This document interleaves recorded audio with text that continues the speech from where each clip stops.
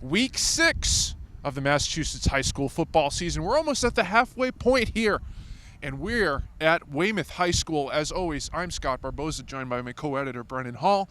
We're here with your Week 6 Thursday preview. As always, the segment is brought to you by the Massachusetts Army National Guard. For more information, go to nationalguard.com. Brennan, the reason we're here, a really key Bay State crossover matchup between Natick, Weymouth. Going to be a lot of speed on this field. Going to be a lot of players that do multiple things well. Let's get straight into it. Take a look at this Weymouth offense. A little bit of a different look here.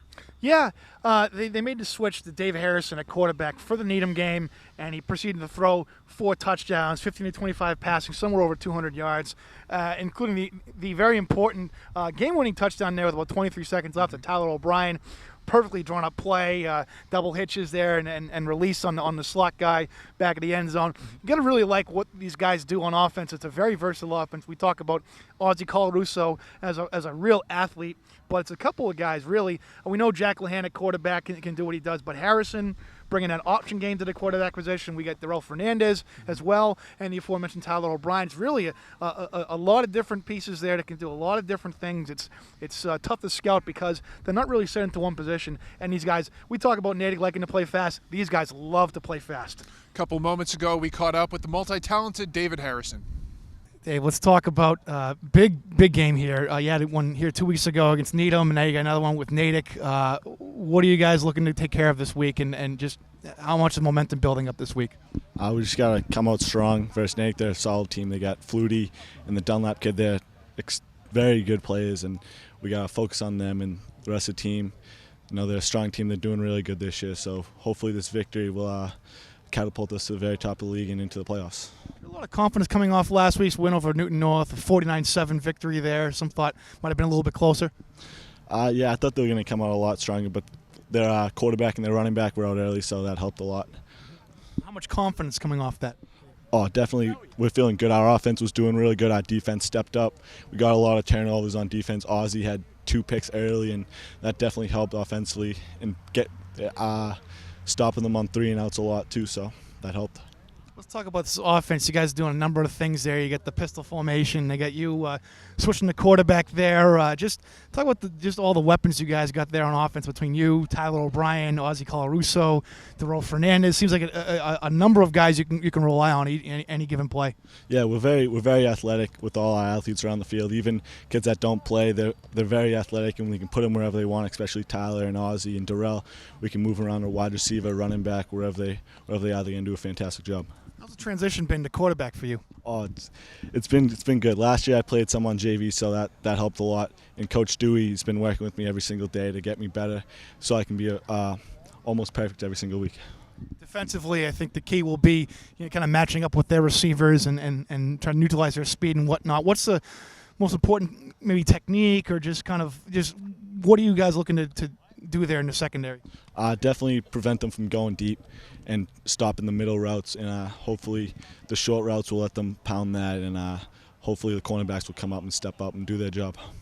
Thanks very much, David. We're going to flip the page here, take a look at this, again, very explosive Natick offense. Brennan, we all know the Flutie-Dunlap connection is really something almost without rival in this state. Yeah, you look at since the beginning of this sophomore of 2011 rather, and the Dunlap Flutie connection. You only have to look to the first game there.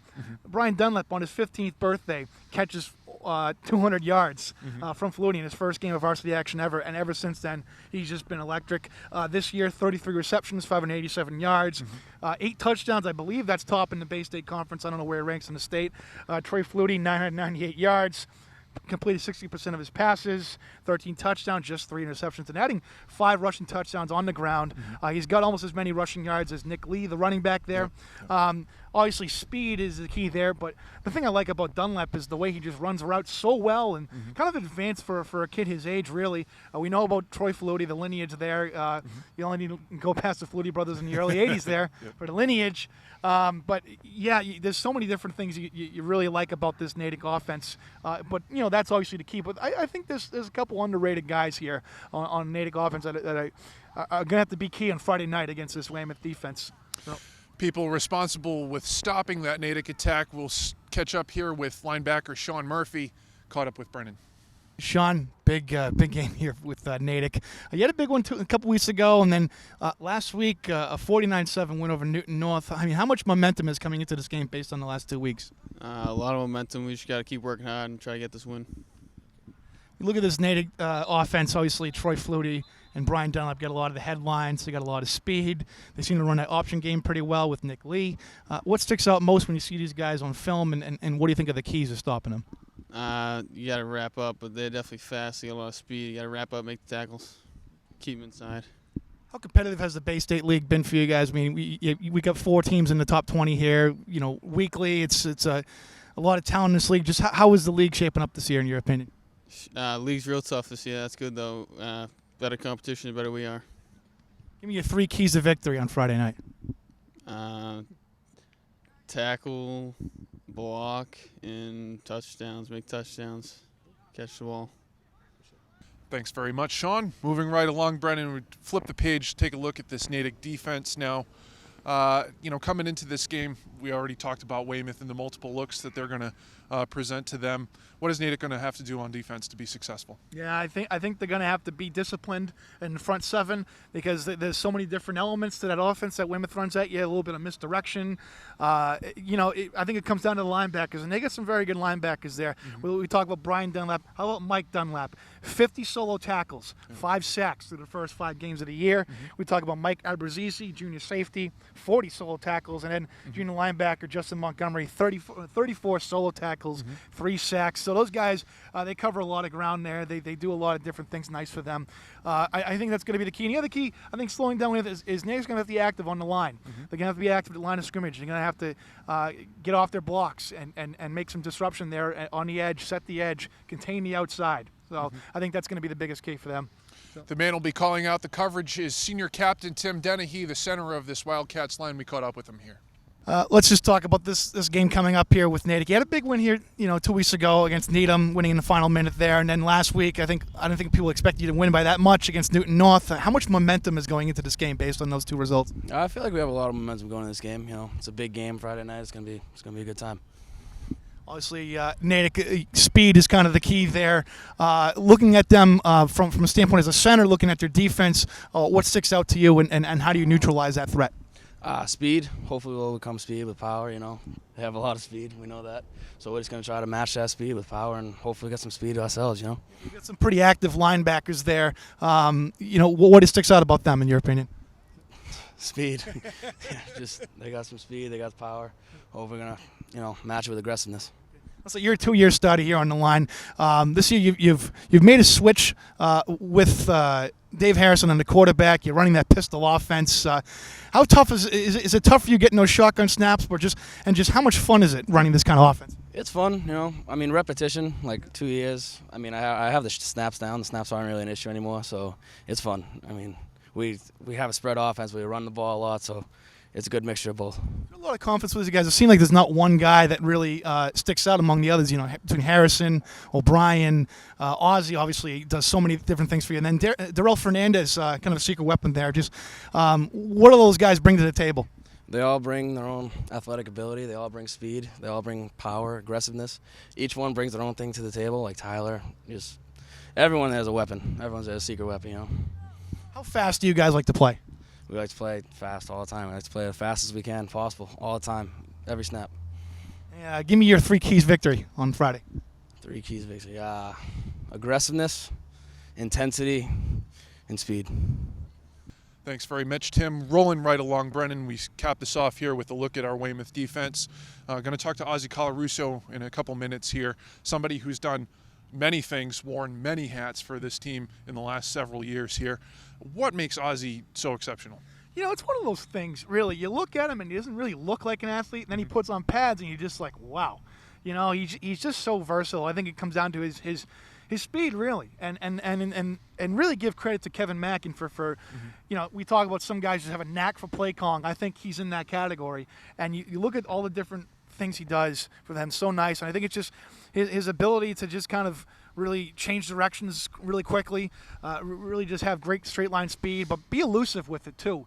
And I think there's a lot of tricky elements to his running style. I think that really makes him fit into a bunch of different roles. And also, he's a hard hitter. He's a tough kid to bring down. He's a really tough runner. So, Here you have it. Ozzie Colarusso, the heart and soul of the Wildcats. Ozzie doesn't need a lot of introduction here. Get Natick coming into the house on Friday night. You had a big win here 2 weeks ago against Needham, and then last week a nice 49-7 win over Newton North. How confident is this group right now? We're feeling really good. We had a couple big wins this year, 5-0, so obviously that's a reason to be pretty happy. But we have a big game coming up this week. We're definitely not going to overlook Natick. They're a great team, so we're just going to have to bring it our all. Let's talk about this offense, and you obviously wear a lot of hats on this offense, but you made a switch to Dave Harrison at quarterback a couple weeks ago against Needham. You guys do a lot of different things. What makes these guys, you, Dave, Tyler O'Brien, Darrell Fernandez, etc., so versatile on this offense? Yeah, we're just good athletes. I mean, good athletes can play whatever they need to do. So, I mean, we're a very unselfish group of players. We'll play whatever we got to do to help the team win. And Coach Magan does a great job coming up with schemes and different plays to just help us against our opponents. You have a particular favorite play you like to run? I don't know. I really don't. Natick obviously likes to run fast. They run that no huddle. How fast do you guys like to play? We kind of like to take our time a little bit with the huddle and everything, but when once a play starts, really fast. But Natick has a very good pace, and it's going to be hard to keep up with them. Defensively, I don't think enough needs to be said about Troy Flutie, Brian Dunlap, that connection there. It's been dynamic for the last 2 years in the Bay State Conference. Looking at your secondary and how you guys match up with them, what are the biggest keys in neutralizing those threats of the air? Troy and Brian Dunlap, they've been doing a really good job just throughout the whole throughout the last 2 years. I mean, we learned our lesson last year, so I mean, our secondary is pretty good. I think we can match up with them, and we just have to make sure that the other guys don't beat us. Ozzie, give me 3 keys to Friday night. I'd say the home crowd. I don't know. I would say our optional quarterback, our offense, everything, and secondary. Thanks very much, Ozzie. Brennan, we wrap it up here. Take a look full circle here at Weymouth. This is a team 2 years ago comes off an undefeated season. Last year, again, a very tough out here in the Bay State. This team has been able to really kind of refill its ranks and keep coming year after year, as we talked about with Coach Mackin a couple minutes ago. Yeah, I think going into the year, people were wondering how they're going to replace Curry Bailey-Smith, an all-state high jumper and a true freshman wide receiver at UMass right now. And really, we knew with Ozzie coming back, there was going to be something special. But, credit to the program that Kevin Mackin has built, that they continue to just reload. Quarterback, for instance, Mitch Temple, and all the things he did for them 2 years ago in the NFL season. Then last year, Cam McLevich throwing for 40 touchdown passes in his first year under center. This year, they start off with Jack Lahan. They made the switch to David Harrison. Gives them a different matchup, putting 11 hats on 11 hats, essentially. Yeah. Really, that's a credit to the system and the foundation that he's built. There's athletes here. It's a big school. It's a big community. There's always going to be athletes in it, and you got to give credit to the coaching staff here with the way that they've just been able to fill roles every year, and that's really a credit to just everything from the youth system up. Here you have it, straight from the man, Kevin Mackin. All right, Kevin.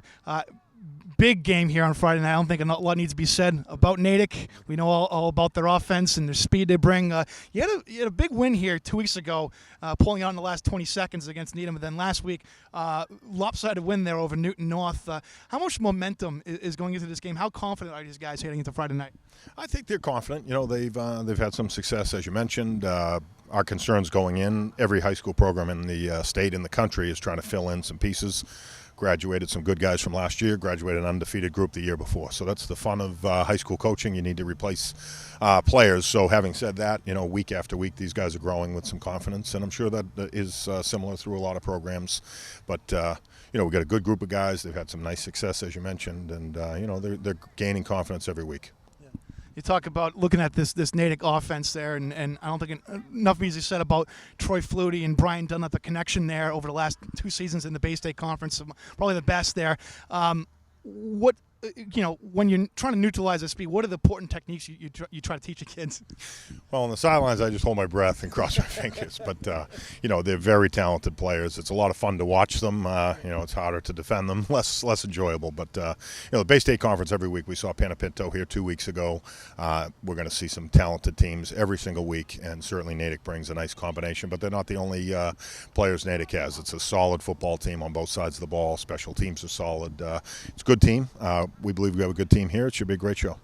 You made the switch to Dave Harrison at quarterback for the Needham game. You've been running some option game with him there. You get that pistol formation going. You got Ozzie doing a number of different things. But just what is the differences since you put Harrison in, and what do you like about it? What was I guess we know what the prompt was for the switch, but just how has he grown into the position since he's taken that? Well, there are pluses and minuses to all the decisions. We've got a very talented quarterback in Jack Lean. He's thrown 10 touchdowns to prove that.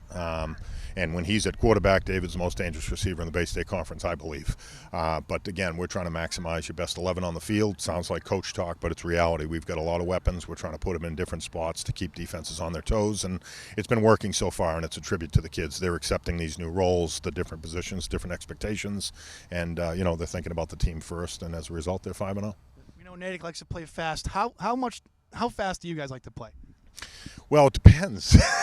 Sometimes we like to slow the game down. Sometimes we'll hit the gas pedal. It really depends on how the game is going, and if we need to change things up a little bit, we'll try to do that. But, Natick, speed-wise across the field, they're a very fast team. They play very fast. So, there'll be spots where we want to match that or exceed it, and there'll be spots we want to slow it down. It'll depend on the nature of the game, how the game's flowing. We mentioned about Dave Harrison's unique athleticism, but Ozzie Colarusso as well, filling so many roles for you guys on both sides of the ball. How important will he be for Friday night? Well, when you go into games like this, 5-0, you need your stars to shine, and certainly Natick's going to count on their guys. We're going to count on all of our guys.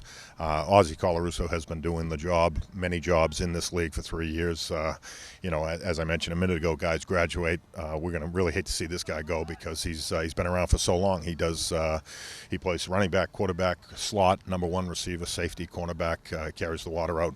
He's done it all for us. So he's a special player, and we're hoping that he'll shine on Friday night. And finally, maybe the key matchup here might be in the trenches here, the way you guys are going to battle. What kind of expectations do you put on the front seven for this week? Well, last year's team was loaded with some collegiate-level talent, and those guys are off doing their thing at the next level. The good news for us is we were playing a lot of guys in the trenches that were underclassmen, and we're hoping to reap the benefits of it this year. Natick is very solid, as I mentioned, all around. We really believe in our guys up front on both sides of the ball, so we're hoping that they're going to play well like the rest of the team. Now that we've sliced and diced this matchup every which way, Brendan, we get to our favorite part of the week. All it's pick-a-rama time. Let's start it out, game that you're going to be at, out in Western Mass. Again, this is a game that was very telling last year, and we saw a rematch of it at Gillette Stadium at the end of the year. Springfield Central, Longmeadow. What is this going to tell us about that race in the long run? Well, the big key there is going to be, first of all, Cody Williams, obviously served on suspension for his involvement in a fight a couple weeks ago, will not be active for this game, the quarterback. But last week, they put in his cousin, Juwan, at quarterback, and they beat a pretty decent East Longmeadow team 40-7. So I'm really wondering what this will say about their athleticism. Springfield Central is a very athletic school. A lot of really good athletes coming through that school. You look at the basketball team in their state championship. A lot of guys who could just really jump and do a lot of different things. Same applies to the football team here. I think this will tell you a lot about where their heads at. That they're going to have their best player arguably sitting on the sidelines in their biggest game of the year. I think it's going to be a good game though. I think the key will be kind of staying off their blocks. Let Longmeadow wing tee. It can get confusing. There's a lot of element of chicanery there. I'm going to go with Central in this one. They won this game last year. I think it'll be a rematch. I think it'll be a rematch, possibly in December. But I think I'm going to see Central winning a close one here.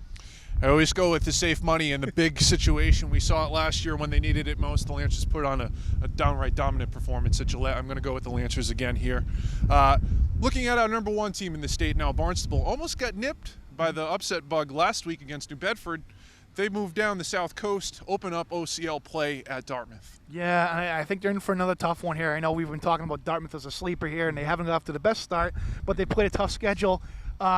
However, I do see Barnstable winning a little bit by a score. I think last week was a good wake-up call against a New Bedford team that has struggled. I'm going to go with Nick Peabody have another nice night, similar to what he started to start off the season. I'm going to go with Barnstable by a score. I think it's going to be a tough matchup for Barnstable with Mitch LaRanger at linebacker down there for Dartmouth, but ultimately at the end, just too many weapons to corral for Barnstable. I'm going to go with Barnstable as well. Getting to a couple out-of-state matchups here, if you will. This has always kind of been a nice little addition to our schedule here in state the last couple years. LaSalle Academy of Providence hosting Bridgewater Raynham. You know, last year I picked LaSalle to win this one. I looked at Josh Morris' film and go, wow, how do you slow this guy down? And then BR found a way to neutralize him. I'm going to go with BR in this one. I think I got to admire LaSalle for the way that they schedule and the way that they test themselves against the best teams in Massachusetts. That obviously helps them in state. But I think BR will it's going to be a close one. I'm going to say a 3 or 4 point score margin here, a victory here for BR. It's going to be another tough one for the Trojans coming off that week against St. John's Prep there. Kept it close for a little while, but you only got to stop one running back against LaSalle instead of 2 against Prep. So I'm going to go with the Trojans here. Going again to another out-of-state matchup. This one a traditional one year in, year out. We always look at this game. Pinkerton Academy coming down to Brockton. Yeah, and this might be a last hurrah. I understand New Hampshire's undergoing some changes next year with their alignment, which may put an end to this rivalry. I would hate to see that go. I think it's a good rivalry. But I think after last year and that talented team and how Brockton, was having a subpar season. They still managed to eke that one out. I got to go with Brockton again. Regardless of the quarterback situation, I think they have an offense that can exploit this Pinkerton defense. I'm going to go with Brockton by a score.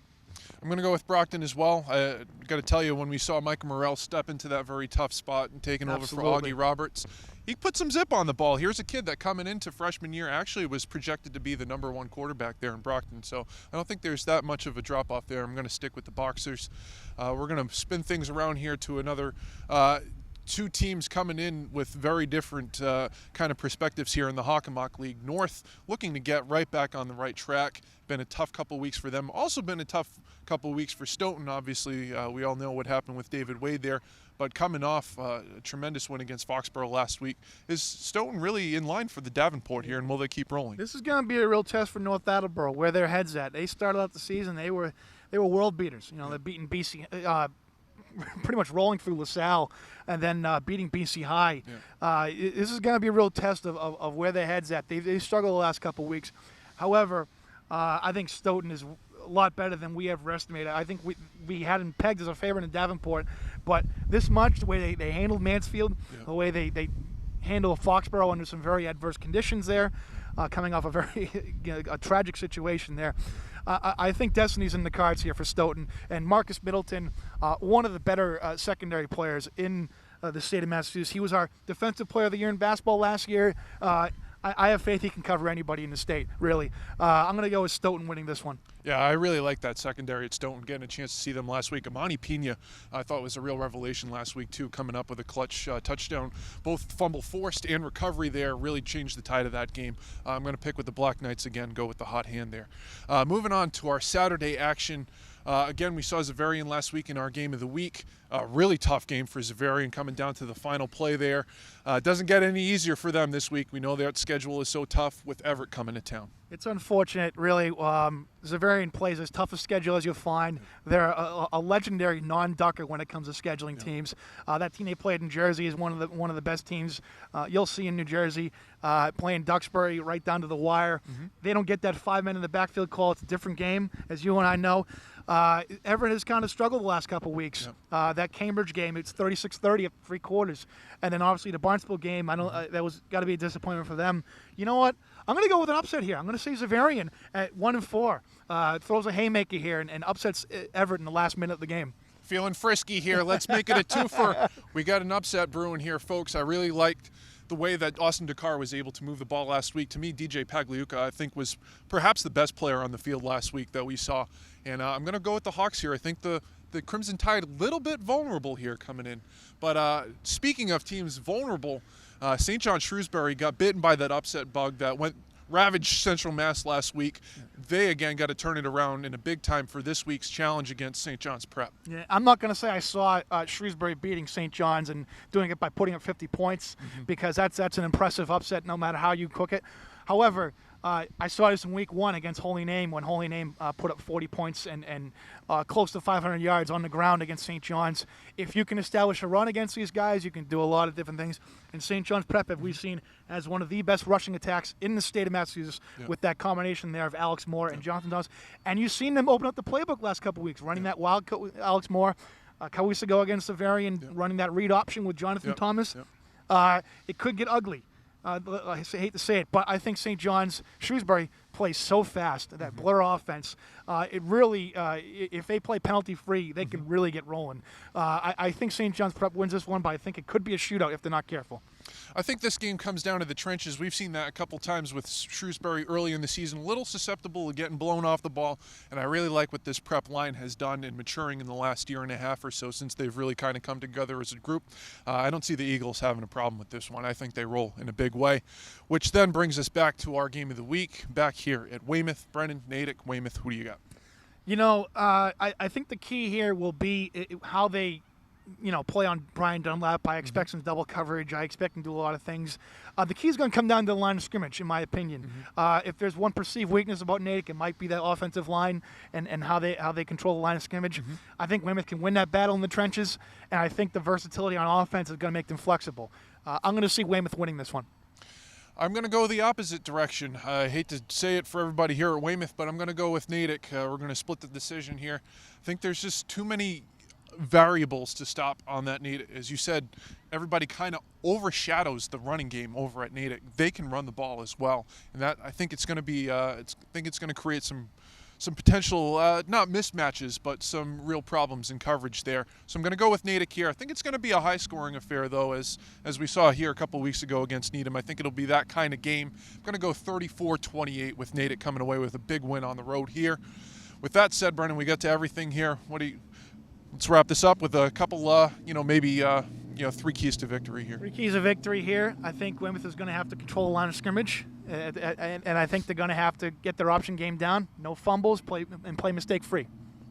Figures that we went through this entire thing and we didn't have a shelter from the rain at all. And now that we're about to wrap up, let's stop. It's like Groundhog Day. I feel like every time I come here, it's raining, And every time Sonny and Cher's playing. I don't know what I was going with that. But anyway, that's going to wrap it up for our Week 6 preview show. As always, I'm Scott Barboza. For Brennan Hall, we'd like to thank our friends again at the Massachusetts Army National Guard. For more information on how you can go to college tuition free, go to nationalguard.com. But until then, all we got to do is play them. We'll see you.